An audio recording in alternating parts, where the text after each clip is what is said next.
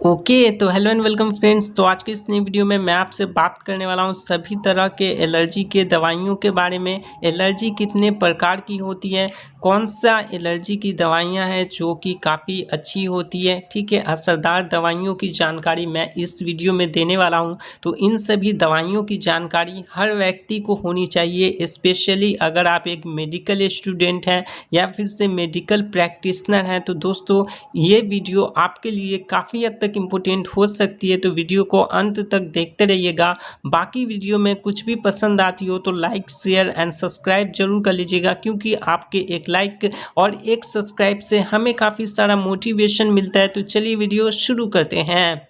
तो सबसे पहले हम जानते हैं व्हाट इज़ एलर्जी। एलर्जी क्या होती है, मैंने यहाँ पे जो है वो इंग्लिश में भी डिफिनेशन लिख रखा है, हिंदी में भी डिफिनेशन लिख रखा है। अगर आप एक इंग्लिश मीडियम के स्टूडेंट हैं या फिर से हिंदी मीडियम के स्टूडेंट हैं तो होपफुली यहाँ पे किसी भी प्रकार के स्टूडेंट को जो है वो प्रॉब्लम नहीं होने वाली है, काफ़ी अच्छे तरीके से उन्हें समझ में आ जाएगी। वैसे जो है वो मैं यहाँ पे हिंदी में एक्सप्लेन कर देता हूँ। तो एलर्जी एक ऐसी अवस्था होती है जिसमें हमारा प्रतिरोधक तंत्र कहने का मतलब इम्यून सिस्टम अनियमित रूप से एलर्जी करने वाले तत्वों से लड़ता है, ठीक है।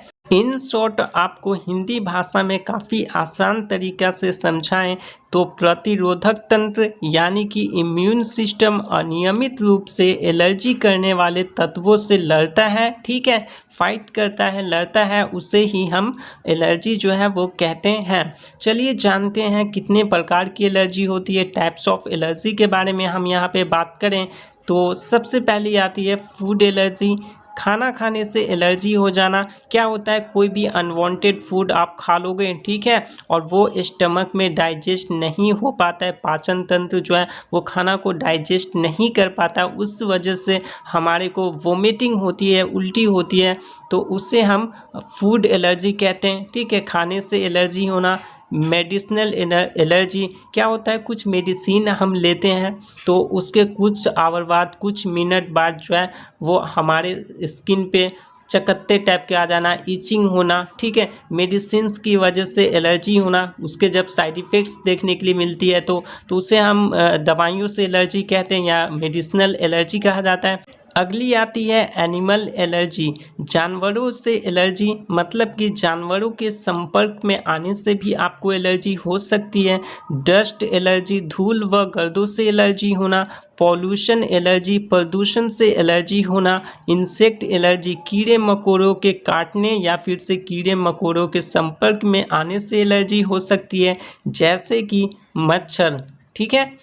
अब हम जानते हैं यहाँ पर कि क्या क्या लक्षण जो है वो हमें देखने के लिए मिल सकती है। मानिए किसी व्यक्ति को एलर्जी हो गई है तो कौन कौन से सिम्टम्स देखने के लिए मिल सकती है, लक्षण देखने के लिए मिल सकती है, कैसे हम पहचानेंगे। तो ये इसके पहचानने के कुछ तरीके हैं। अगर ये सिम्टम्स आपको देखने के लिए मिलती है, ठीक है, तो उस व्यक्ति को जो है वो एलर्जी हो गई है।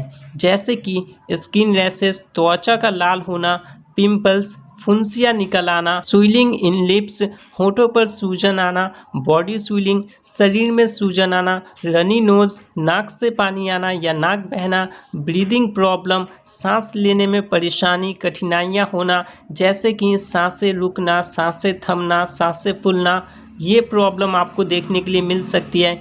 ईचिंग, खुजली होना, शरीर में किसी भी प्रकार की खुजली होना, लाल लाल टाइप के धब्बे भी पड़ सकते हैं। तो ये सभी लक्षण जो है ना वो देखने के लिए मिल सकती है अगर किसी व्यक्ति को एलर्जी हो गई है तो, ठीक है।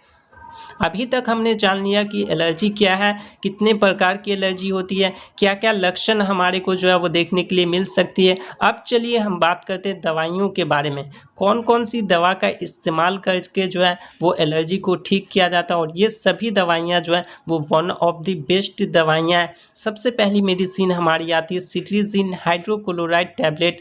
बाकी इसके यूज़ के बारे में बात करें, उपयोग के बारे में जान लें तो ईचिंग, खुजली होना, रनी नोज़, नाक से पानी आना, वाटरी आई, आंखों से पानी आना। वहीं पर इसके कुछ साइड इफ़ेक्ट्स भी आते हैं जैसे कि नौजिया, जी मिचलाना, वोमिटिंग, उल्टी होना, स्लीपी, नींद आना। और दोस्तों अगर डोज हम जाने कितनी मात्रा में सिट्रीजिन हाइड्रोक्लोराइड ले सकते हैं तो 10 mg OD। देखिए यहाँ पे 10 mg लिखा हुआ है, मतलब कि एक टैबलेट जो है वो 10 mg का आता है और OD का मतलब होता है दिन में एक बार, मतलब कि एक टैबलेट जो है वो हमें दिन में एक बार लेनी है।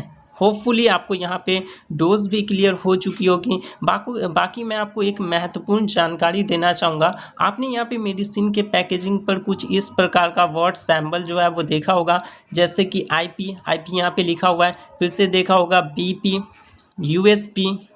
तो इनका मतलब क्या होता है? तो देखिए IP का मतलब होता है इंडियन फार्माकोपिया, BP का मतलब होता है ब्रिटिश फार्माकोपिया और USP का मतलब होता है यूनाइटेड स्टेट फार्माकोपिया।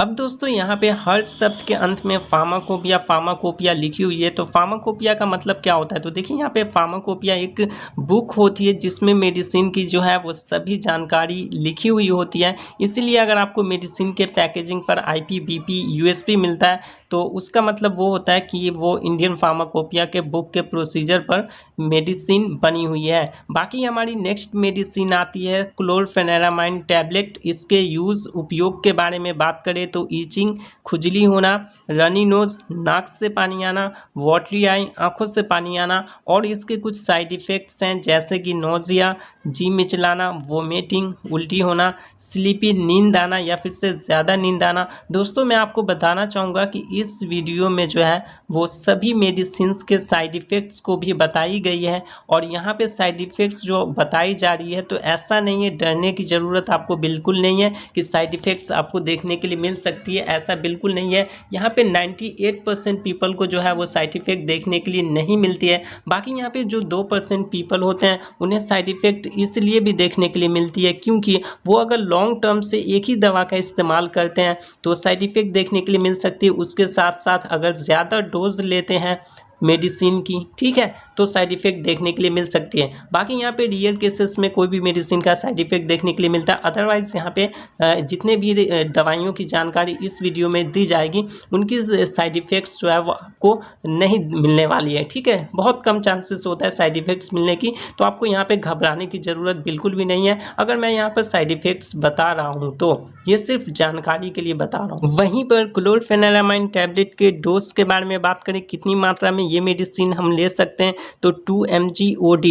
OD का मतलब अभी मैंने आपको बताया दिन में एक बार, और ये एक टैबलेट जो है वो 2 mg में ही आता है। तो एक दिन में एक टैबलेट का इस्तेमाल जो है वो हमें करनी है। दोस्तों यहाँ पे अगर आपको वीडियो पसंद आ रही हो तो वीडियो को लाइक करना है, चैनल को सब्सक्राइब करना है। नेक्स्ट मेडिसिन हमारी लिवोसिट्रीजिन टैबलेट है और दोस्तों ये काफ़ी पॉपुलर टैबलेट है, जैसा कि आप जानते भी होंगे और आप कभी ना कभी तो यूज़ किए ही होंगे। बाकी यहाँ पे ये IP के प्रोसीजर पे बनी हुई है, यानी कि इंडियन फार्माकोपिया के बुक के प्रोसीजर पर जो है वो ये मेडिसिन बनी हुई है। वहीं पर इसका इस्तेमाल स्नीजिंग, नाक बहना, रनी नोज, नाक से पानी आना, बॉडी रेडनेस, शरीर का लाल होना, कुछ इसके साइड इफ़ेक्ट्स भी हैं वो भी हम जान लेते हैं, जैसे कि नौजिया, जी मिचलाना, वोमिटिंग, उल्टी होना, स्लीपी, नींद आना। तो ये साइड इफ़ेक्ट्स जो है वो लिवोसिट्रीजिन की देखने के लिए मिल सकती है। बाकी इसके डोज के बारे में बात करें, कितनी मात्रा में ये मेडिसिन हम ले सकते हैं तो 5 mg OD,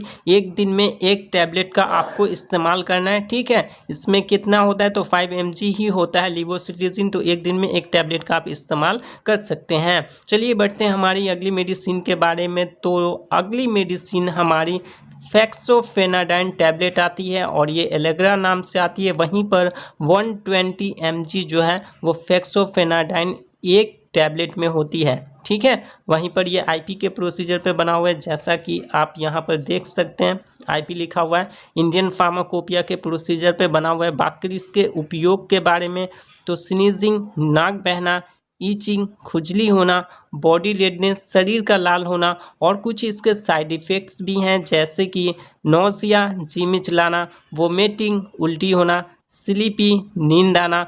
डोज अगर हम बात करें कितनी मात्रा में हम इसका डोज लेते हैं तो 120 mg OD दिन में एक बार, ठीक है। 120 mg एक दिन में एक बार जो है वो ले सकते हैं। और अभी मैंने आपको बताया कि एक टैबलेट 120 mg की होती, तो एक दिन में आपको एक टैबलेट का इस्तेमाल करना है। बाकी दोस्तों, अगर आप एक मेडिकल स्टूडेंट हैं या फिर से मेडिकल प्रैक्टिशनर हैं तो आप स्क्रीनशॉट ले लीजिएगा या फिर से कॉपी में भी नोट डाउन कर लीजिएगा, ताकि आपको लंबे समय तक याद रह सके। हमारी अगली मेडिसिन लोराटिडिन टैबलेट है और ये यूएसपी के प्रोसीजर पे बनी हुई है, यानी कि यूनाइटेड स्टेट फार्माकोपिया के प्रोसीजर पे बनी हुई है। वहीं पे ये टैबलेट जो है वो 10 mg में आती है। बात करें इसके यूज़ के बारे में, उपयोग के बारे में, तो वाटरी आई, आँखों से पानी आना, ईचिंग, खुजली होना, बॉडी रेडनेस, शरीर का लाल होना, कुछ इसके साइड इफ़ेक्ट्स भी हैं जैसे कि नोज़िया, जी मिचलाना, वोमिटिंग, उल्टी होना, स्लीपी, नींद आना, काफ़ी ज़्यादा नींद आपको आ सकती है। वहीं पर इसके डोज के बारे में बात करें, क्या कितने मात्रा में हम इसे ले सकते, तो 10 mg ओडी इसका डोज लिया जाता है। ठीक है, ओडी कहने का मतलब दिन में एक बार 10 mg ले सकते हैं। और मैंने आपको स्टार्टिंग में ही बता रखा है कि ये टैबलेट 10 mg में आती है,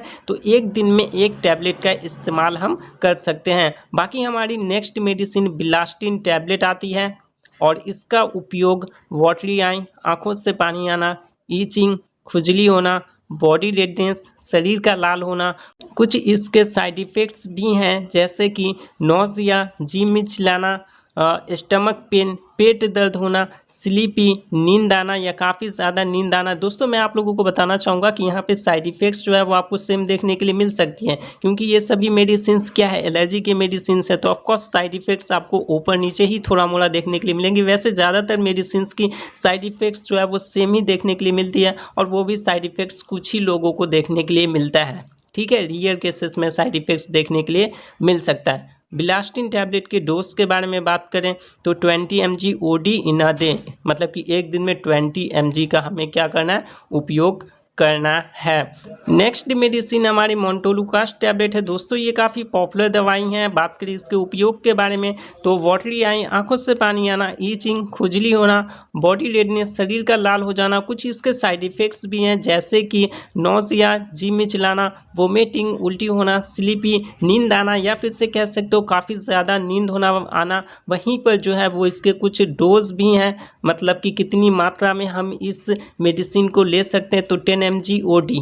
ठीक है, देखिए एक टैबलेट में 10 mg होता है, तो यहाँ पे एक दिन में एक टैबलेट का इस्तेमाल मोन्टोलुकास्ट टैबलेट जो है वो किया जाता है। वैसे मैं आपको एक महत्वपूर्ण जानकारी देना चाहूँगा, आपको डॉक्टर के प्रिस्क्रिप्शन पे कुछ इस प्रकार का सिंबल देखने के लिए मिल सकता है, तो इनका मतलब क्या होता है, जैसे कि ओडी, बीडी, टीडीएस,